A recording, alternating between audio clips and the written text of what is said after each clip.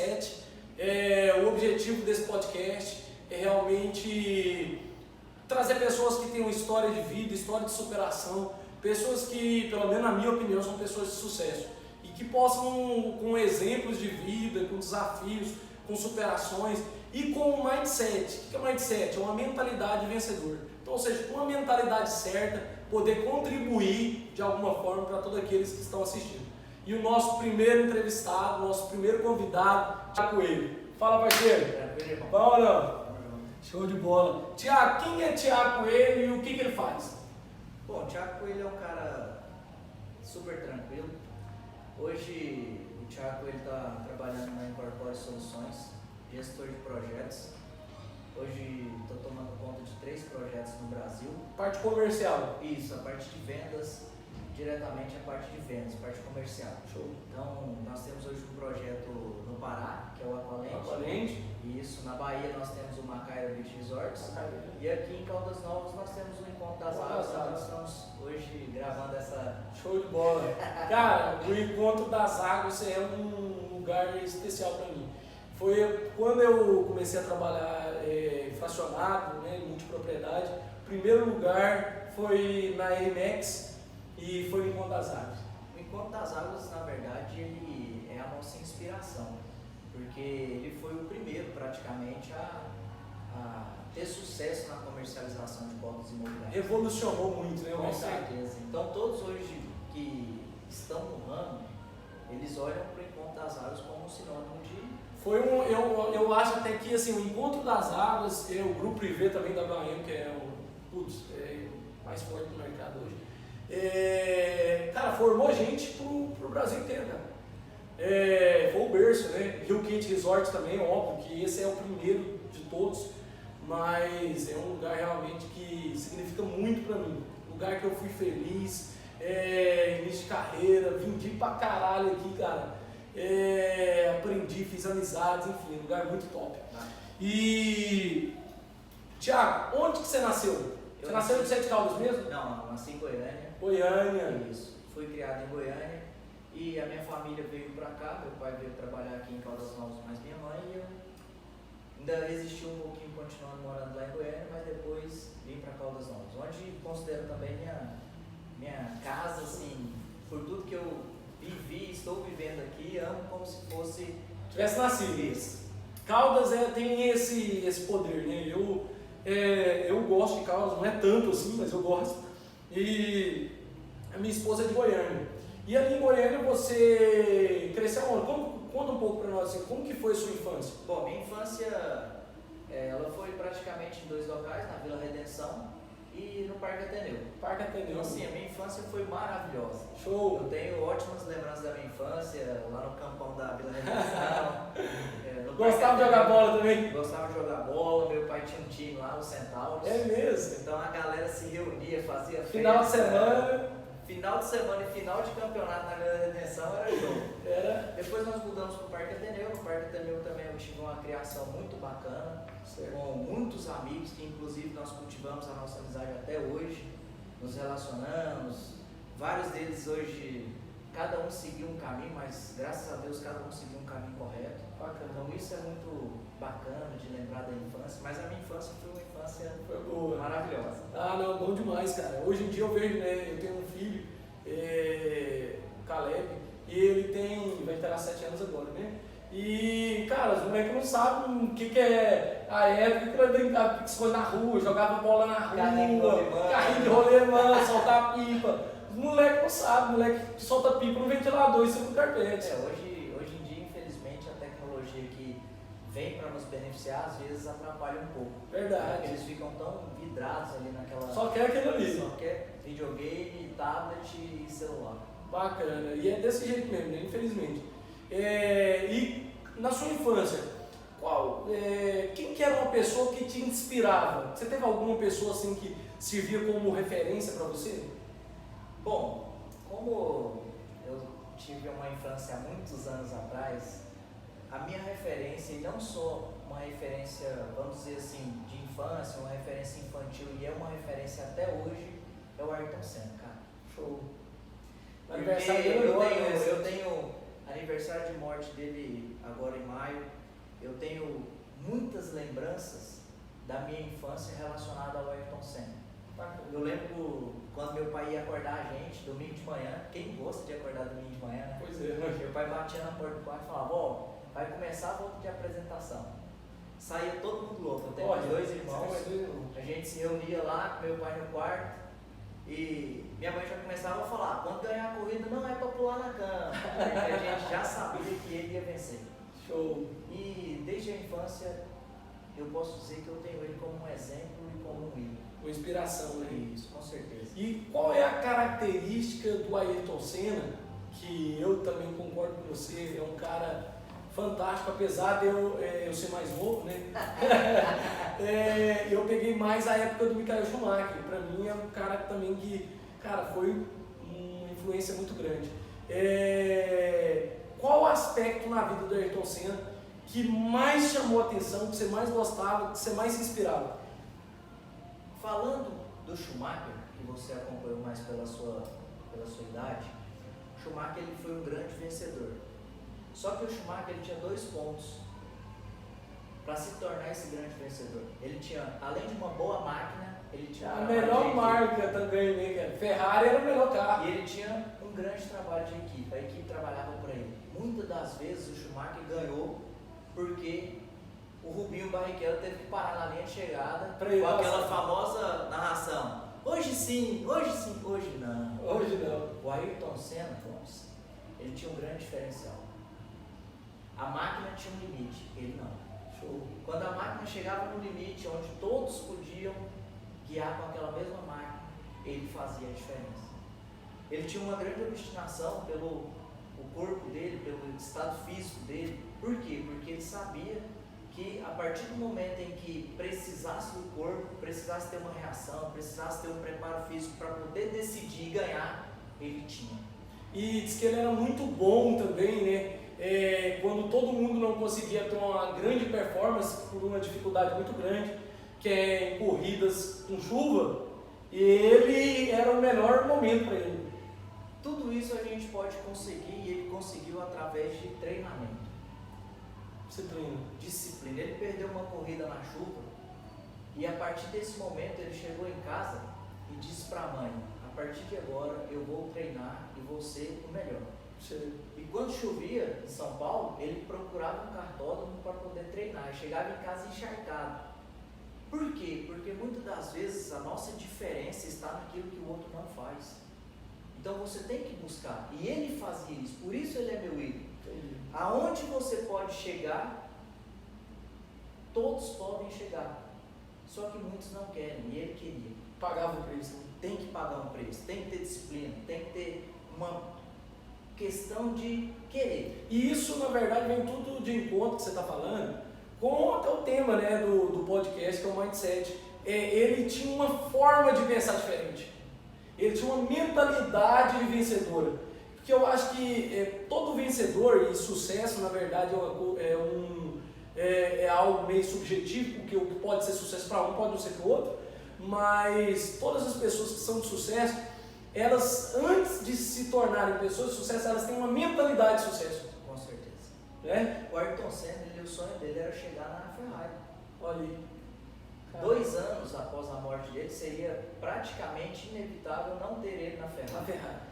Então o que acontece? Se ele fazia tudo aquilo que ele fez pela Lotus, pela McLaren, que eram marcas assim, inferiores à Ferrari, certo. o que ele não poderia fazer na Ferrari? Caralho. Poderia dar tudo errado, mas a parte em que ele buscava e que ele se entregava para o resultado vir, ele mostrava nas equipes que teria... A probabilidade, então, quer dizer que seria muito grande dele ter um resultado ainda melhor, é isso? Inclusive, nós acompanhamos agora sobre a história dele há poucos dias atrás, teve um estudo, uma probabilidade, que ele teria mais títulos do que o Schumacher se ele não tivesse naquele dia fatídico morrido.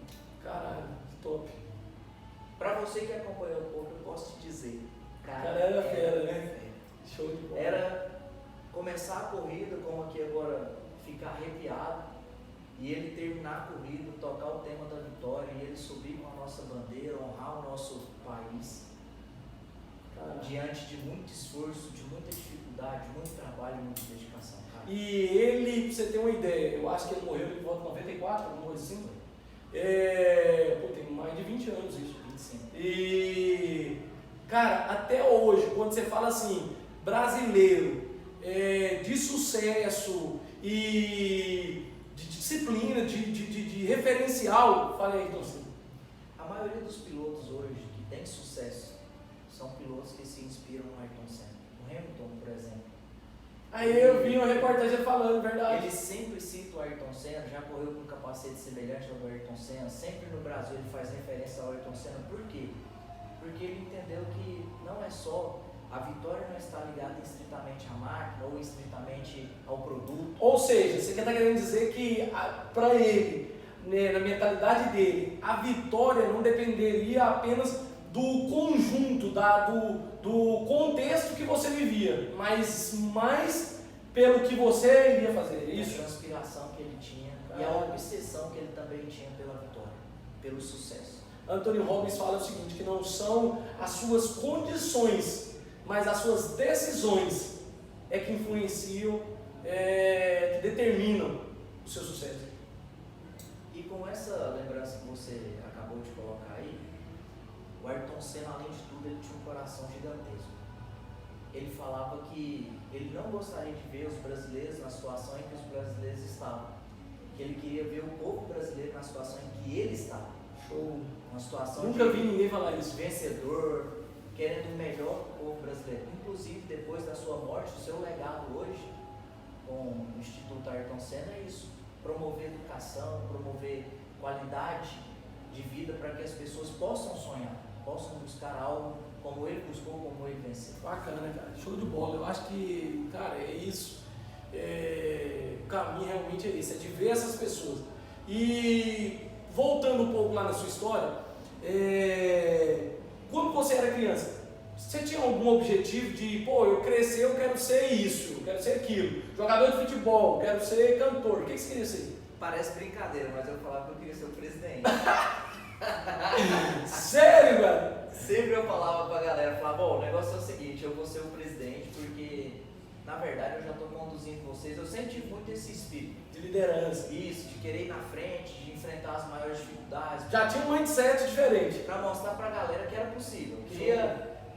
Não era pra poder ser melhor, não. Era pra poder mostrar que era capaz, que era possível. Eu lembro uma vez que nós estávamos na ABB, o clube que a gente frequentava muito, meu pai trabalhava no Banco do Brasil, e tinha uma piscina, que ela era uma piscina semiolímpica, uma piscina muito grande, para a nossa época, pelo nosso tamanho, pelo nosso porte.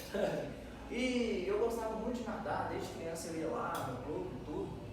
E um dia uma mãe falou assim pro filho dela, vai meu filho do outro lado, você tem que conseguir chegar do outro lado. Ele, não, mas eu tô contra. E eu falei assim pra ele, eu vou atravessar essa piscina por baixo, mergulhando. Sério? Aí ele falou, não, mas você não vai dar conta. Eu falei, se eu atravessar mergulhando, você vai nadando? Ele falou, vou. Bom, eu pulei ali, fiz aquele, prendi o fôlego e pulei. Mais ou menos no meio da piscina, eu abri os olhos e comecei a olhar para os lados e vendo as faixas ali atravessando. Veio aquele sentimento assim, não, levanta porque você já está no limite. E eu comecei a pensar naquele garotinho que ia atravessar nadando. E cara, eu consegui arrumar forças e fôlego para chegar do outro lado. Chegou, quase morreu. Quando eu levantei lá do outro lado, eu quase pulei fora da piscina, só no socorro para respirar. Mas logo em seguida ele pulou e ele foi bem na beiradinha nadando, a mãe dele acompanhando ele. Isso ficou marcado na minha memória. Por quê? Porque às vezes é necessário a gente observar alguém fazendo para a gente ver que é possível ser feito. Show. E muitas das vezes a gente tem medo. Quem vai ser o primeiro? Lógico. Quem que vai na frente? O primeiro sempre é o cara que mais sofre. E às vezes eu pensava assim. Hoje talvez eu possa até pensar, não, hoje eu vou por último para poder analisar o que está acontecendo, para poder ser mais cauteloso. Se alguém tiver com alguma dificuldade, eu estar observando, para eu poder ajudar. Mas eu sempre tive esse instinto. E às vezes as pessoas brincavam comigo. Eu falava isso para muita gente, meus pais, meus irmãos, e eles ficavam falando que eu era sonhador. Eles me chamavam de sonhador. Cara, no colégio, falavam, cara, você é sonhador demais, para com isso. A mesma coisa, cara. Eu ouvi isso a minha vida inteira. As pessoas sempre, eu sei que às vezes quando a pessoa fala isso, não é porque ela quer o seu mal. Nem sempre é isso. É óbvio que vai ter aquelas pessoas que têm, por criticar e tal, por inveja, isso sempre tem. Não tem problema. Mas eu acho que às vezes é porque as pessoas pensam assim, pô, eu acho que esse cara tá querendo algo grande demais pra ele. Eu sempre tive isso. Muitas pessoas, minha mãe falava pra mim, né? Falava, esse menino aqui como é que fala? José. Sonhador. Um amigo meu falava, o Gomes Helmas Airline, né? Viagem na maionese. Então assim, cara, mas é isso, cara. Eu acho que uma das coisas que você falou também, que isso também é um mindset de vencedor, é que boa parte das pessoas, às vezes, ele quer chegar em primeiro, ou ele quer ir primeiro, por concorrência com outros. Mas um mindset de sucesso, as pessoas de sucesso que têm a mentalidade certa, elas pensam o contrário, elas pensam, pô, eu quero ir, porque eu quero mostrar para as pessoas que é possível, para que outras pessoas façam também. Cara, o nosso maior desafio, na verdade, não é o outro. Não é o outro. É nós mesmos. Então, assim, você perceber o seu limite, você perceber a sua dificuldade, você perceber as suas necessidades, vai te transformar em um vencedor. Eu penso assim, Sim. assim. Eu concordo com você. E isso gera medo às vezes pra gente. Com certeza. Pô, você quer falar que naquela piscina lá, antes você falou assim, cara, não sei se eu vou ou não vou. Eu falo por mim, esse é o primeiro podcast. Eu tava, há muito tempo eu queria fazer algo desse sentido. Só que sempre com aquele medo. Pô, nossa, o povo vai criticar, o povo vai falar, o povo vai isso. Cara, o povo vai criticar mesmo, velho. Então foda-se, cara. Já que você tá falando isso, quando você me chamou, pô, eu falei, não, você tá brincando, não vou fazer isso não, eu tenho vergonha. Mas a gente não sabe o quanto é necessário a gente vencer algumas barreiras para que outras pessoas venham, sente aqui com uma carga muito maior, com uma experiência muito maior, com uma história de vida melhor ainda para ser contada, e que às vezes pensa como eu estava pensando. Sim. Pô, vou ficar com vergonha. Muita gente que me conhece vai achar que eu estou de sacanagem, né? Mas é vergonha. Sim. A gente tem que vencer. Tem que vencer a dificuldade para quê? Para que a gente mostre para as outras pessoas que é possível. E até para poder, porque eu costumo sempre dizer isso, dando reunião, já dei palestra, treinamento para centenas de pessoas. E o que eu sempre falo, eu sei que nem todo mundo que ouve com o ouvido da seguinte forma, pô, deve ter alguma coisa que eu posso tirar proveito desse cara. Mas o que eu sempre falo é o seguinte, para mim não importa, se uma pessoa que está ouvindo foi impactada, foi motivada, servir de inspiração, para mim valeu a pena. Esse é o nosso grande desafio hoje, transmitir para quem está nos ouvindo hoje, para quem está nos assistindo, que o mais importante pode não ser 1 hora de palestra, 1 hora de treinamento, pode ser uma palavra, uma conversa, né? Uma palavra, uma frase, uma demonstração de que é possível, pode mudar a vida de uma pessoa. Sim, concordo com você. E isso faz parte do nosso dia a dia. Concordo. E voltando nessa parte, você queria ser presidente e tal, nasceu em Goiânia. Você é mais da canhota ou é mais de direita? Não, eu sou mais vamos dizer, centro-direita. Centro-direita, né? E na sua adolescência e tal, juventude, tudo, teve algum momento de muita crise, dificuldade, problema, alguma coisa que foi muito desafiador para você? Bom, assim, a nossa vida é um desafio. Sim. Na minha adolescência eu tive um grande desafio a ser vencido, foi quando eu descobri o meu problema de visão de vista. Eu tinha ali em torno de 17 para 18 anos e estava no colégio, estava à noite, e tinha um fusquinha parado, e eu olhei e falei com um amigo meu, cara, olha aquele fusquinha amarelo. Ele falou, como é que é, Thiago? Eu falei, aquele fusquinha amarelo. Ele falou, cara, você está precisando de um oftalmologista. Eu falei, por quê, mano? Cara, o fusca é verde. Caralho. E eu procurei um oftalmologista. Cheguei em casa e falei, minha mãe, eu preciso de um oftalmologista. Ela falou, por quê? Eu falei, porque eu tô com problema de visão. Não, mas a gente faz exames regulares. Certo. Da noite pro dia, nós procuramos um oftalmologista e eu desenvolvi uma doença chamada ceratocone bilateral. E essa doença, ela fez com que parte da minha adolescência, da minha juventude, eu tivesse uma luta muito intensa com ela. Por volta de 21, 22 anos, eu perdi a vista, perdi a visão do olho esquerdo. A minha córnea, ela estourou. Eu acordei um dia e fui fazer minha higiene pessoal, olhei no espelho e vi que estava diferente do normal. Então, quando eu percebi, eu vi que a córnea tinha acontecido alguma coisa com a córnea. E corri pro hospital. Chegando no hospital de olhos lá em Goiânia, lá no Instituto Pan-Americano, o médico diagnosticou que realmente a minha córnea havia estourado. Eu fiquei 10 meses com o olho tampado. Caraca! Tendo a visão somente do olho direito, então o olho esquerdo ele ficou tampado, eu fiquei tratando do olho para poder fazer o transplante. Durante todo esse período? Durante esse período. E quando o olho sarou, eu entrei na fila para receber uma córnea, como caso de emergência, a córnea saiu logo em seguida e eu fiz o primeiro transplante. E naquela época o médico já havia me informado e orientado que eu precisaria fazer outro transplante no outro olho. Certo. Então, quando foi internado por volta de 1 ano e meio, 1 ano e aí você 8 já tinha meses, eu já entrei na fila para poder esperar a próxima córnea. Certo. E aí saiu a córnea, eu fiz o segundo transplante. Então, isso marcou muito a minha adolescência, a minha juventude pela luta. Não só pela luta física, sim, mas a gente começa a observar as pessoas que nos amam, as pessoas que estão ali ao nosso redor, meu pai, minha mãe, meus irmãos, que sofriam muito com isso. Eu me lembro uma vez que eu levantei, fui ao banheiro e passando pela porta do quarto dos meus pais, meu pai estava perguntando assim para minha mãe, por que isso está acontecendo com ele? Eu estava com o olho tampado em processo de recuperação, antes do primeiro transplante. Como foi isso? Então eu sentia que eu tinha que ser mais forte do que somente ser forte para mim, porque tinha pessoas que me amavam, tinha pessoas que estavam sofrendo, e eu não podia transparecer aquilo que eu estava sentindo. Abatido. Eu lembro que, na época, eu não estava dirigindo. Certo. E eu levantei no outro dia e falei assim, pai, eu tenho que voltar a dirigir, porque eu não sei se eu vou voltar a enxergar. Vai que eu vou ficar cego de um olho. Então eu tenho que voltar a ter minha vida normal. E aquilo ali começou a me dar uma força que a gente busca e muitas das vezes não encontra, mas a gente não pode desistir. E foi o que me motivou a focar mesmo na força que eu deveria ter.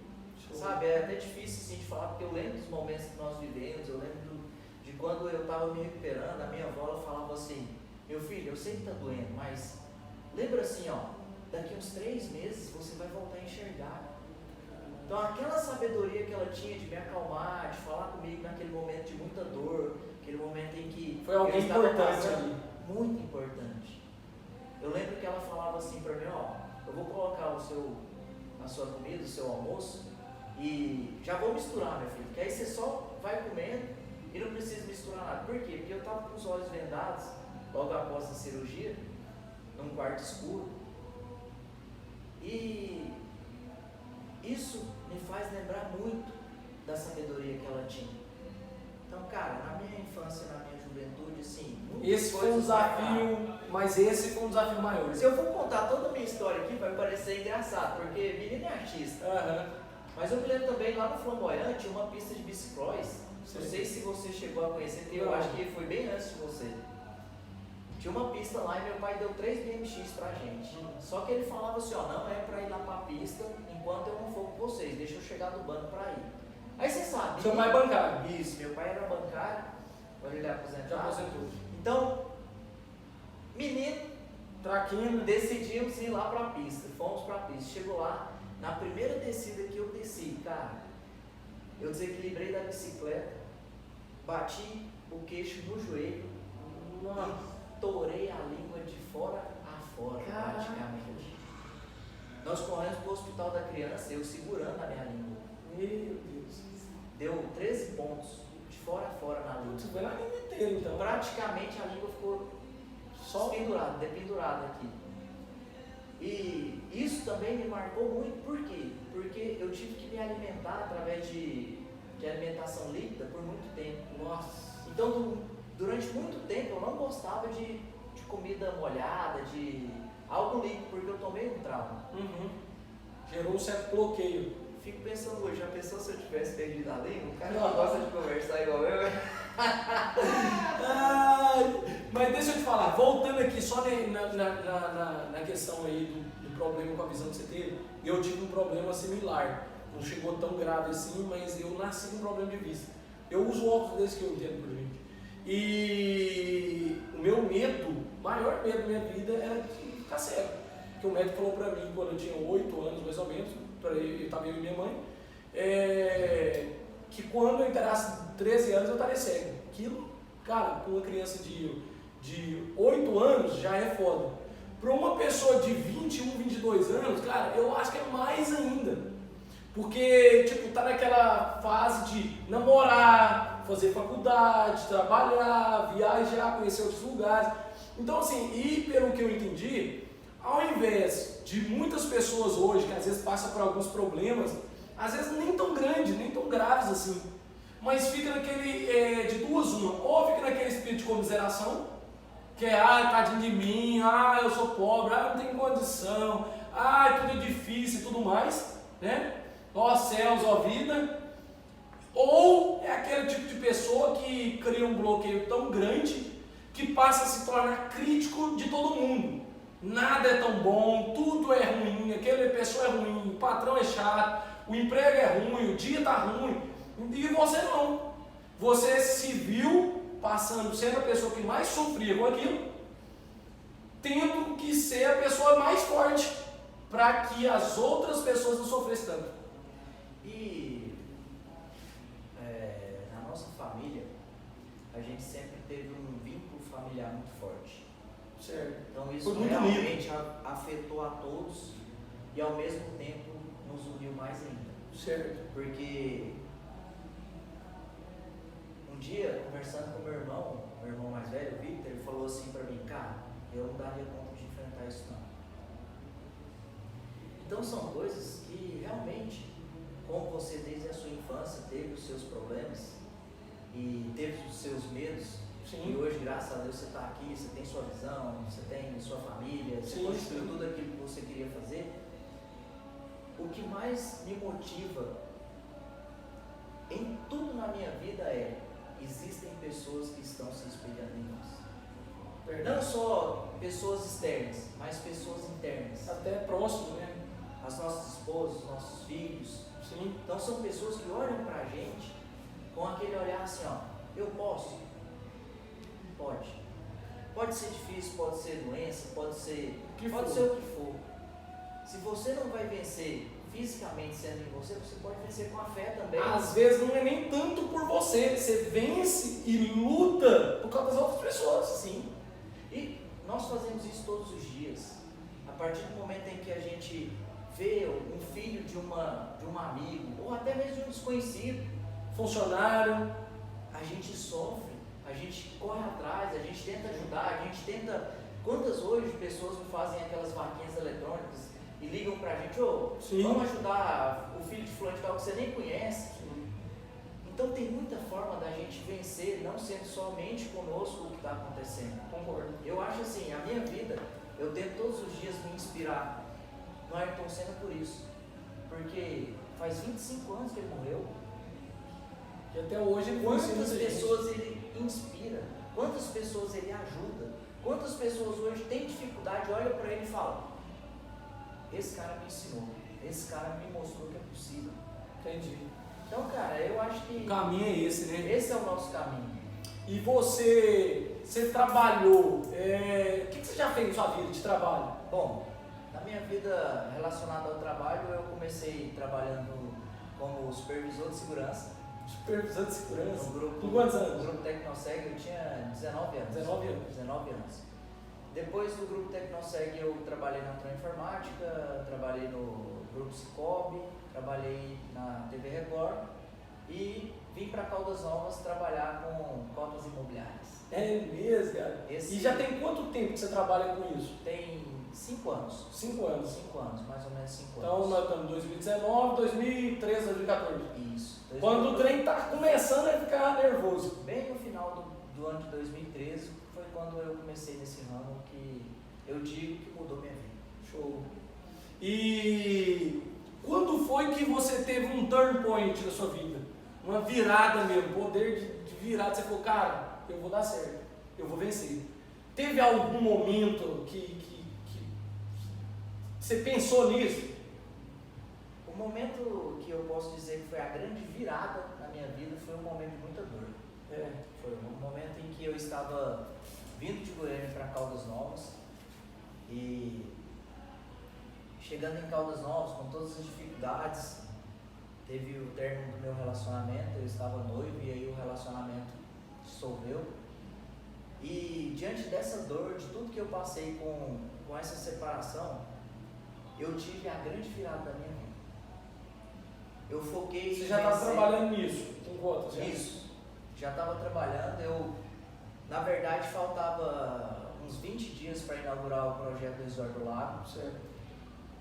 E eu foquei muito na virada da minha vida, de tudo que eu estava passando com o início do projeto. Entendi. Então eu posso dizer que lá quem começou, qual foi a empresa que começou? Lá foi a Neotime. A Neotime começou comercializando dia 10/10 de 2014, começou o projeto. Show. Graças a Deus eu fiz a primeira venda. É mesmo, cara? Você era consultor na época? Na verdade todos eram os FTBs. E aí pegamos ali a primeira ficha e com todo aquele desejo de mudança, de vencer. A RMX já estava arrebentando, o Privé também destruindo tudo, o Rio Quente nem se fala. Veio o Resort do Lago, um projeto em Caldas Novas embargado, paralisado, com todas as dificuldades possíveis que se poderia ter um projeto, e a gente inicia ali com um sonho. Caraca. E assim, além de todo esse sonho, tinha essa virada para ser dada. Entendi. O foco que eu iniciei ali, os trabalhos no Resort do Lago, foi, e eu digo para todo mundo com muito orgulho, foi aonde mudou a minha vida totalmente. Quem que era o gestor da operação na época? O gestor da operação do Resort do Lago na época era o João Paulo. João Paulo Manzano. Um abraço aí, João Paulo. A gerente do projeto era a Maraísa. Maraísa, conheço também, gente boa pra caralho. E a Neotime fazia toda a gestão comercial ali do projeto. Entendi. Não, a Neotime não. Quem fazia a gestão comercial do projeto do Resort do Lago no início, na verdade, era a UP. A UP, que é a empresa do João Paulo. Isso. Entendi. Depois a comercialização passou para a Neotime, João Paulo incorporou com a Neotime. E aí eles tocavam o projeto. E teve algum... nesse momento, quando lançou o projeto, então, você já começou a se destacando no meio das outras pessoas? Sim, no terceiro dia, na verdade, eu fui convidado para passar a só fechar as mesas, ser supervisor. Certo. E supervisor, show, closer, basicamente a mesma coisa. Okay. E a partir dali eu me descobri dentro do ramo. Eu já tinha passado por um projeto onde eu iniciei os meus trabalhos nesse ramo, que foi o Laguna. Hoje o Resort do Lago Park. Na época, quem que prestava construção? Já tinha lançado o Laguna, então? Na verdade, o Laguna, nós passamos por um processo onde eu aprendi tudo que eu posso dizer que hoje eu sei. Nós passamos por um processo de treinamento durante uns 3 meses com o Dudu e com a Chaúde. Dudu, top demais. Eu me lembro quando eu fui fazer a minha entrevista com a Chaúde e ela me perguntou quanto que eu queria ganhar. E eu falei para ela que eu queria ganhar 10 mil. Eu quero ganhar 10 mil por mês. Isso na época você já sabia que o povo ia ganhar. 2013. Você já sabia quanto o sabia que o povo ganhava dinheiro com isso, lá na pousada a galera tava bem com o negócio. E o meu irmão, o Guilherme, ele me incentivava muito a vir. Não só ele, mas os amigos falavam que eu tinha perfil. E eu, não, mas eu vou mudar de Goiânia e tal. Então eu me lembro que ela, quando eu falei isso pra ela me separou, depois ela me chamou e falou assim, olha, você sabe que pode demorar para você ganhar esse valor que você está falando? Eu falei, sei. Ela, mas você vai buscar esse valor? Eu falei, vou. Eu não vou desistir. Eu vou lutar até conseguir esse objetivo que eu estou te falando. E aí nós começamos a fazer o treinamento junto com a Saúde, com o Dudu.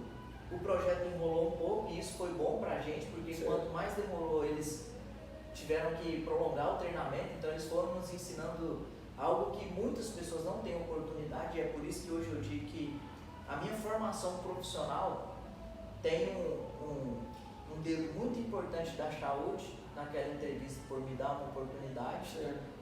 E o Dudu, que hoje, eu gosto de dizer isso para todo mundo, que graças a Deus o que eu sou é pela vontade de Deus e por tudo que Ele me ensinou. Então o Dudu foi aquele cara que acreditou em você, em outras palavras. Em tudo. Investiu, ensinou. Gastou energia. Quando tinha as dificuldades, ele vinha, tirava as dificuldades, sanava as dúvidas, sempre nos incentivando, sempre mostrando o caminho da vitória, sempre mostrando o caminho do sucesso. Então, assim, no início, como até hoje, a inspiração, o exemplo que ele deixou marcado para mim, vai levar aí pro resto da vida quanto à minha parte profissional. Ele é um cara, o Dudu, assim, é um cara que tem muitos anos no mercado, acho que é um dos caras assim, mais antigos aí, né? E ajudou a formar muita gente, né? Hoje eu tenho um grande espelho no Dudu, assim, quanto à parte profissional, em olhar não só as pessoas que ele formou, mas o quanto ele conseguiu ajudar através desse trabalho que ele faz. Quantas famílias, quantas pessoas que, como eu ali, no início da minha dependia daquilo, estava morto, enterrado, e conseguiu sair daquela dificuldade e hoje, assim, ver grandes horizontes através de tudo aquilo que ele nos mostrou que era possível. Bacana. Tinha um texto que ele sempre colocava para a gente ler em todos os treinamentos, o vencedor. Então aquele texto marcou muito a minha vida. Show. Porque ele sempre também dizia, você pode olhar para 70% do lado bom que acontece nas coisas ruins. Ou você pode olhar para 70% das coisas ruins e deixar os 30% de lado. Mas o quanto você conseguir ver nas coisas ruins que acontecem na sua vida, o lado bom, aí você vai crescer. Cara, eu acho assim, eu nunca tinha ouvido um pensamento como esse, assim. Mas hoje até mais cedo, estava caminhando e tal. O ano passado passei um ano difícil pra caralho, acho que foi um ano mais difícil da minha vida. E, cara, e hoje eu percebendo o quanto que às vezes as coisas acontecem na nossa vida, mas que depois você fala, pô, cara, ainda bem que aconteceu. Você começa a valorizar pequenas coisas. Você começa a ver o lado bom. Então, por exemplo, hoje eu vou falar um negócio pra você. Por mais que não, hoje eu considero que hoje eu estou vivendo o melhor tempo da minha vida. Por maior que seja a dificuldade. Por quê? Porque eu passei por um longo período difícil e comecei a enxergar as coisas boas nisso. Então, eu tenho até um negócio que eu faço um diário de gratidão. Então, todos os dias eu tenho um caderno lá e tal, minha agenda lá. Eu coloco pelo menos 3 coisas pelo que eu sou grato. E na verdade nós usamos sempre um termo quando nós estamos passando por dificuldades que nós podemos trocar.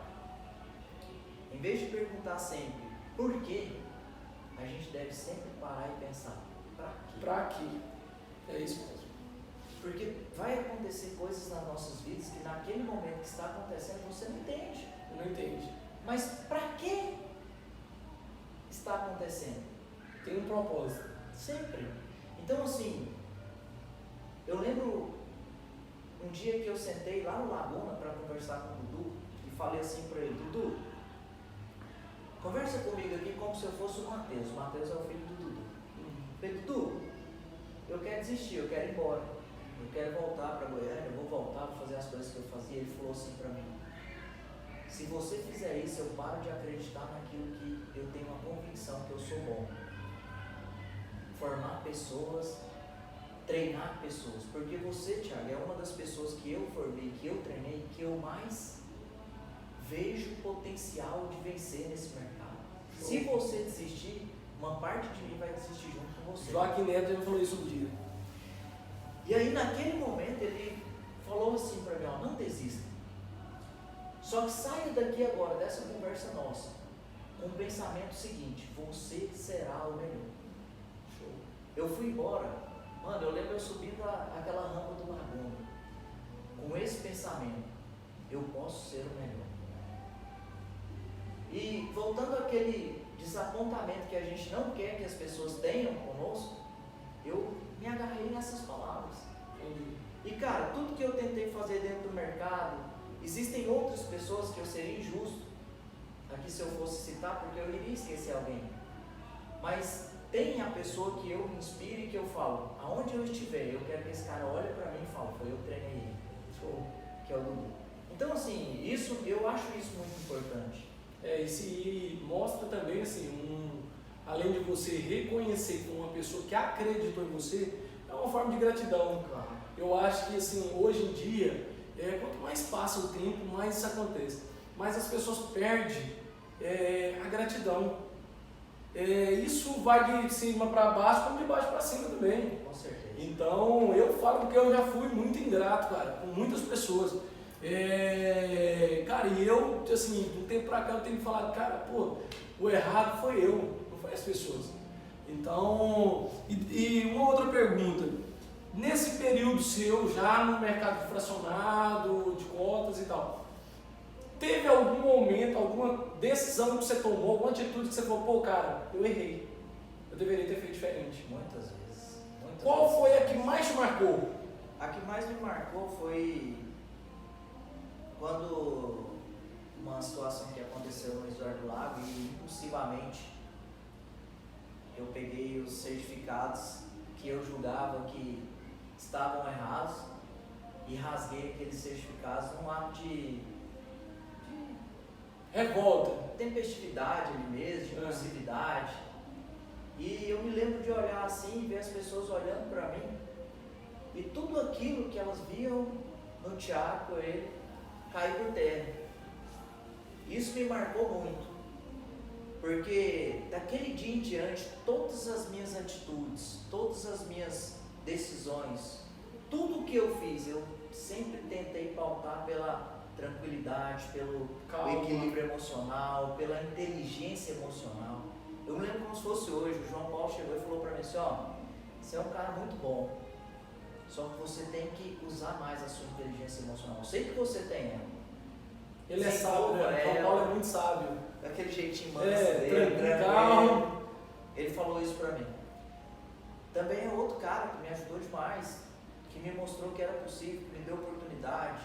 Então assim, isso ficou gravado na minha memória. Então todas as vezes que eu tenho que ter uma ação, não só ter a ação, mas todas as vezes que eu vou orientar um gerente nosso, que eu vou orientar um líder nosso, quando alguém chega para mim e me pergunta qual é a solução ou como nós vamos fazer, eu sempre tento pautar pelaquela experiência que eu tive. Calma. Eu já cometi uns erros assim também. Respira. Como você faria se fosse com você? Eu sempre gosto muito de usar isso.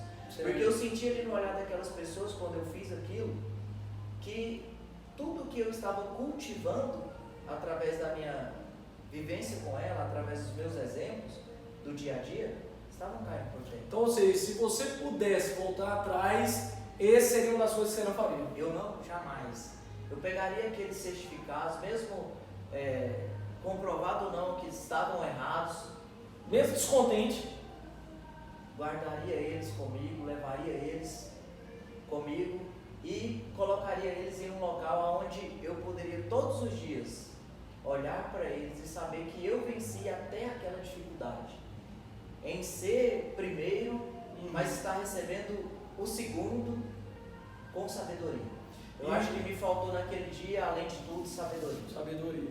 E hoje, fazendo um retrospecto, se você pudesse, você estaria em outra empresa, teria feito estaria em outro ramo? O que você gostaria de estar fazendo? Não, acho que eu estou na empresa certa, na Incorpore Soluções. Eu estou desempenhando aquilo que eu amo fazer. Esse ramo é maravilhoso, né? Eu costumo dizer em todos os treinamentos, em todas as palestras, em tudo que eu faço, faz com amor. Hoje eu posso te dizer, irmãos, que eu faço o meu trabalho com amor. Então não me custa fazer. Esses dias eu estava brincando com um dos nossos gerentes, falando para ele, cara, para de me ligar de noite, de madrugada, porque não é todo mundo que entende. Às vezes você está ali no happy hour, tomando um ali, o cara liga, você tem que sair, ligar o computador, a esposa fica nervosa, dana. E aí ele falou para mim, Thiago, eu nunca te liguei e você rejeitou a ligação ou você não me atendeu para o que fosse, profissionalmente ou pessoalmente. Mas isso está estritamente ligado ao amor ao que eu faço. Então não pode dar errado, tem que dar certo. Tem que dar certo. E às vezes uma ligação, uma mensagem que você deixa de responder ou atender, pode ser algo fatal. Importante para outra pessoa. Claro, então fazer com amor. Então eu estou no ramo certo, na empresa certa, no lugar certo, na hora certa. Show de bola. Tá tudo certo, graças a Deus. E qual foi os maiores, teve algum risco grande que você tomou de decisão dentro desse mercado, dentro da sua carreira, da sua profissão? Teve. Alguma decisão que você falou, pô, cara, se eu errar, eu tô... No Top Seller, em Foz do Iguaçu, eu estava sentado ao lado do Paulo Araújo, falei assim para ele, Paulo, eu vou tomar uma decisão na minha vida hoje. Ele falou, o que você vai fazer, Thiago? Eu falei, cara, eu vou colocar em prática as minhas palestras, eu vou colocar em prática o que eu conheço. E eu vou começar a divulgar para as pessoas aquilo que eu aprendi. Eu quero disseminar o máximo possível para que as pessoas façam o que eu consegui fazer. Eu quero que as pessoas consigam conquistar aquilo que elas sonham através do trabalho. E se eu posso fazer isso, eu vou fazer. E eu tomei essa decisão. Cheguei no Top Seller, comecei a montar uma palestra e comecei a dar essa palestra. E essa palestra me custou meu trabalho. Porque às vezes a gente pode ser mal entendido do que a gente quer fazer. A interpretação das outras pessoas, às vezes, não é aquela que nós tivemos ou qual é o nosso objetivo. Nosso intuito, né? Isso. Então, assim, e eu corri esse risco. Esse risco custou meu emprego, mas é como eu gosto de brincar com as pessoas. Quando você toma um chute na boca, o impulso é pra frente. Cara, eu costumo dizer o seguinte, aprendi isso, quando o cu fecha, a mente abre. Às vezes, na situação difícil, é que você tira a solução. As coisas boas acontecem. Com certeza. Isso aconteceu comigo. Então por isso que eu digo que onde eu estou hoje foi o lugar certo. Entendi. Porque através de uma oportunidade, de uma coisa ruim que aconteceu, surgiu uma oportunidade. Eu lembro que você esteve lá na época na VR4, que eu era gestor lá, e você esteve lá conversando. Inicialmente foi aquelas E eu falei pra você ainda, eu falei, cara, investe nisso, vai em frente. Então, assim, hoje, graças a Deus, o que eu tenho vivido foi através de um chute na bunda. Só que esse chute na bunda a gente tem que encarar como uma oportunidade. Lógico. E muitas das vezes a gente não percebe que o momento em que a gente tem que investir na nossa pessoa, no nosso profissional, é o momento da dificuldade. Sim. Não é chorar, não é desesperar, não é querer se matar, não. É parar, pensar, respirar e decidir aquilo que vai ser melhor para você. Sim. Então, muitas das vezes acontecem as coisas com a gente, aí um vem e fala, não, faz isso, outro vem e fala, faz aquilo. Para. Olha. Toma cuidado com quem você ouve, né? Quem você pergunta. Faça a decisão correta. Tome conselho das pessoas que realmente você sabe que quer o seu bem. Isso. Eu acho até dentro disso que você está falando também, é o seguinte, não sei se é porque hoje em dia as coisas são muito complexas, né? Mas, cara, procurar ouvir de alguém que já conquistou o que você sonha. Que tem bagagem. Porque eu acho que, assim, cara, não procure conselho de alguém que não chegou onde você quer chegar. Muitas pessoas hoje estão no nosso mercado, no meu mercado, e infelizmente tem pouca bagagem, pouco conhecimento e não se sujeitam a aprender.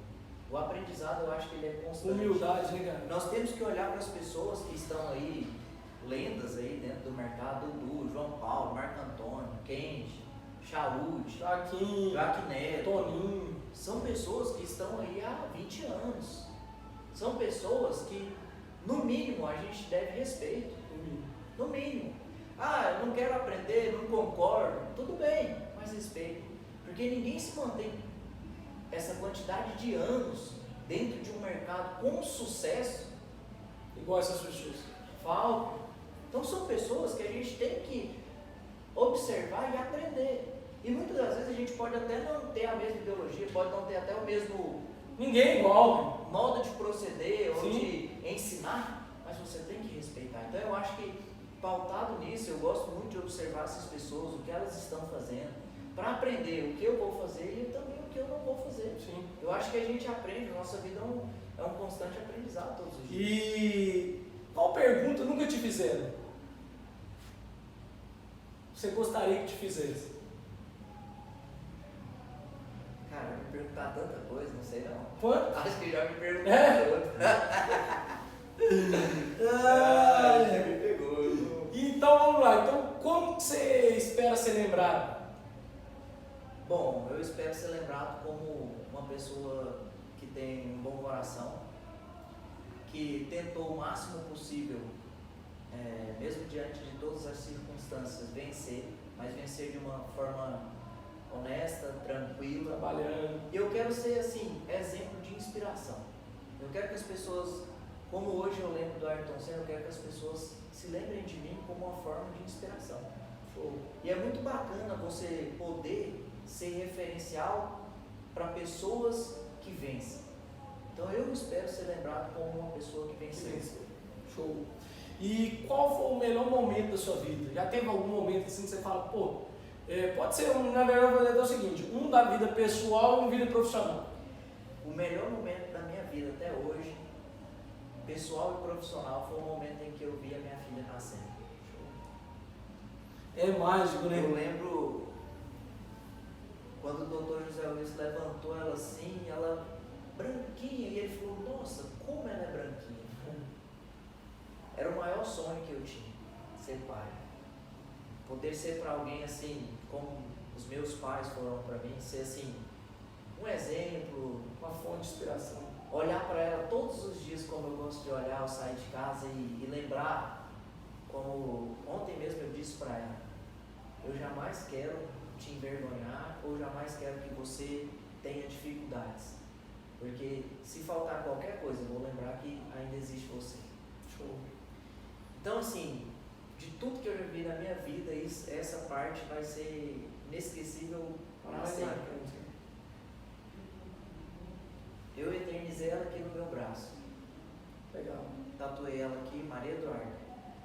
Porque todos os dias eu posso, nas minhas dificuldades, olhar e lembrar que ela Tá com precisa. quantos anos ela? 1 ano e 8 meses. 1 ano e 8 meses. 1 ano e 8 meses. E da minha vida profissional, minha maior alegria foi quando eu recebi o título do Top Seller lá em Fortaleza. Legal. Porque aquele filme de todas as derrotas que eu estava vivendo, quando eu subi ali para pegar aquele prêmio, ele passou. E ficou um grande ensinamento. Todos os dias, quando eu olho para o troféu,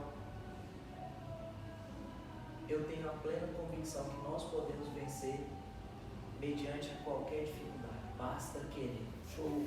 Basta querer. Então, essas duas lembranças Os vão sempre momentos ficar assim, marcadas Eternizado. profissionalmente e pessoalmente. Bacana. Agora nós vamos fazer o seguinte, nós vamos, para nós finalizarmos, não bate pronto. Eu pergunto, você responde com apenas uma resposta, ou uma resposta rápida. Hobby. Aquarismo. Aquarismo?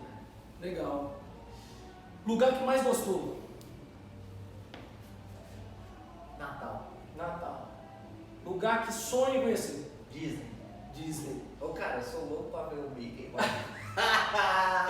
É igual o menino, pô. Tá complicado, mas vai dar certo. Vai Vou sim, chegar pô. lá pra ver o Mickey, mano. Medo. Decepcionar quem eu amo. Decepcionar quem você ama. E a maior frustração da sua vida? Teve algum momento? Não me recordo. Sua maior qualidade? Oração. Quem você mais ama? Deus. Show. E sonha um dia ainda em fazer alguma aquisição, comprar algum negócio, alguma coisa? Muita coisa, viu? Um desejo, sei lá, pô. Eu sonho em comprar uma Ferrari. Uma Ferrari, show. Vou comprar. Vai comprar, isso aí. Comprar. Alguém se inspira em você? Se inspira em você? Sim. Inclusive, ontem eu recebi uma mensagem de uma pessoa que está voltando para Caldas Novas com proposta de alguns empreendimentos. E na mensagem ela colocou assim: preciso conversar antes contigo. Se me der uma oportunidade, quero trabalhar com você. Show. Estou me inspirando muito em tudo que você está fazendo, pelos que as pessoas estão falando, e eu quero te conhecer melhor, viver uma experiência profissional juntamente contigo. Bacana, show de bola. E alguém que você se inspira? Profissionalmente, Dudu Honorato. Dudu Honorato. E pessoalmente, eu me inspiro muito. Hoje, mesmo não estando conosco, no Ayrton Senna. Livro preferido? A Bíblia. Quando você ouve sucesso, quem vem na sua mente? Muita gente. Uma. A mais. Donald Trump. Donald Trump. 3 características que você acha extremamente importante para um profissional do nosso mercado aí. Determinação, foco, persistência. Bom, deixa então uma palavra aí, que você quiser falar para alguém que seja positivo aí, um mindset. Primeiro eu queria te agradecer pela oportunidade de estar falando, e a gente sabe que muitas pessoas vão assistir esse vídeo. E, Gomes, uma coisa mudou a minha vida, mudou a minha história. Não espere ninguém fazer nada por você. Faça você mesmo. Se inspire, corra atrás, estuda, dedique. Quando todos estiverem cansados, arrume fôlego, arrume garra, arrume determinação. Não pare. Ninguém pode te vencer, ninguém pode te derrotar, só você mesmo. Quando alguém disser que você não é capaz ou que não é possível, não vá contra essa pessoa, vá contra esse sentimento. É possível, é capaz. Todo aquele que busca encontra. Se você quer, faça acontecer. Show de bola. Turma, esse foi o podcast Mindset com o Thiago Coelho, meu parceiro. Obrigado. Tamo junto. Até mais.